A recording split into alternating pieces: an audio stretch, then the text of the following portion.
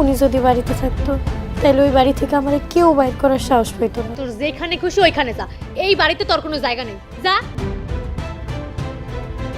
Hello, আসসালামু আলাইকুম viewers, কি অবস্থা সবার? আশা করছি সবাই অনেক বেশি ভালো আছেন। তো আপনারা নিশ্চয়ই ইতিমধ্যে আপনাদের সবার পছন্দের বৎসর নাটকের 13 নম্বর পর্বটি দেখে ফেলেছেন। যারা এখনো নাটকটি দেখেননি তারা অবশ্যই ইগল ইসলামিক নাটক ইউটিউব চ্যানেলে যে নাটকটি দেখে নেবেন, এবং যারা যারা দেখেছেন তাদের কাছে বৎসর নাটকের 13 নম্বর পর্বটি কেমন লাগলো আজকে অবশ্যই কমেন্ট করে আমাদেরকে জানাবেন। তো বন্ধুরা, চলুন আজকে ভিডিও শুরু করা যাক। তার আগে আপনি যদি আমাদের চ্যানেলে নতুন হয়ে থাকেন তাহলে এই ভিডিওটি একটি লাইক দিয়ে চ্যানেলটি সাবস্ক্রাইব করে রাখুন, যাতে পরবর্তী সকল আপডেট আপনি সবার আগে পেতে পারেন। বন্ধুরা, দিন যত যাচ্ছে বৎসর নাটকের গল্পগুলো আরো রহস্যময় এবং চমৎকার হয়ে উঠছে। 13 নম্বর পর্বটিতে আমরা দেখতে পাই মরিয়ম মায়ের সাথে অনেক ভালো ব্যবহার করছে, কিন্তু এটা আসলে কিসের লক্ষণ? মরিয়ম কি আসলে মায়ের বন্ধু হবে, নাকি এটা আসলে মরিয়মের নতুন কোনো ষড়যন্ত্র? অন্যদিকে আমরা জামালের মধ্যে মায়ের প্রতি একটি সুন্দর দায়বদ্ধতা এবং সফট কর্নার দেখতে পাই। তবে কি জামাল মায়াকে গ্রহণ করে নিজের কাছে রাখবে, নাকি মরিয়ম ও জামালের সৎ মা তাদের ষড়যন্ত্রে সফল হয়ে মায়াকে দূরে সরিয়ে দিবে? মায়া সবকিছু জেনেও চুপ থেকে কি ভুল করছে? বন্ধুরা, আপনাদের কি মনে হয়? মায়া কিন্তু চাইলে জামালকে সবকিছু জানিয়ে দিতে পারে। অন্যদিকে রোমান টাকা উদ্ধার করার জন্য নতুন এক কৌশল অবলম্বন করছে।